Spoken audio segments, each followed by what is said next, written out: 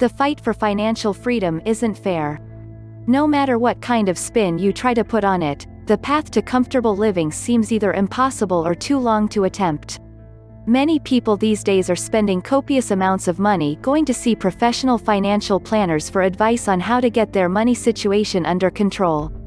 But let's be honest, while a financial planner can show you how to prioritize your spending and how to go about consolidating your debt, surely there must be a way to plan your finances that doesn't cost you visits to a professional? This article has been written to open some people's eyes to the fact that it is possible to properly plan your finances from the comfort of your own home. The main aim when planning your finances is to make everything as simple as possible. There is nothing worse than sinking so far into depression that you can't see a way out. Whether you are in debt and looking to get out of it, or if you are simply looking for a way to keep a little more spending money aside each month, the simpler you make your planning, the better the result you will get. From the beginning, you need to be realistic. I'll start with the example of a single income situation. Firstly, you need to calculate what your net pay is per month.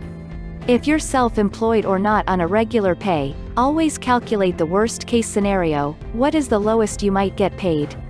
Then go through your monthly bills and write down the ones that are a fixed amount.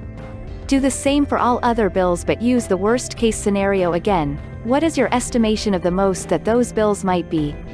Add everything up and subtract it from your net income total. Next, onto the incidental expenses you might run into on a monthly basis. These might include petrol, car upkeep, public transport fares, food. Make a list of all the little expenses you might need money for in a month. Even things that you're not sure you might need to buy. Don't add general spending money to the list, be specific. Always add more to the totals if you're not sure, as you can fine-tune it later. Again, subtract your total from the money left over from your bills. Don't worry if you've gone into the negative figures here, we can fix it. Once you've got your expenses total in front of you, obviously any money that is left over is your profit for the month. In the event that you have nothing left or have gone into the minus figures, the next step is to minimize your expenses. Pretty straightforward, huh? Any incidental expenses that you might not need, remove them. And any expenses you know you will have, like food and petrol for example, really get down to the lowest spend on them. How much do you really need to spend on them? Your aim should be to save at least $50 per month after spending money. All that extra builds up and gives you a nice petty cash at the end of a few months. If you are in a multiple income situation, the same process applies. You need to start building up that petty cash tin. There will always be unexpected expenses, everyone knows that. In truth, the basis of comfortable living is really the knowledge that you can afford to pay for something unexpected. To finish, all of this can be done on a piece of paper if you want to invest a little time, or you can lay it all out on an Excel spreadsheet.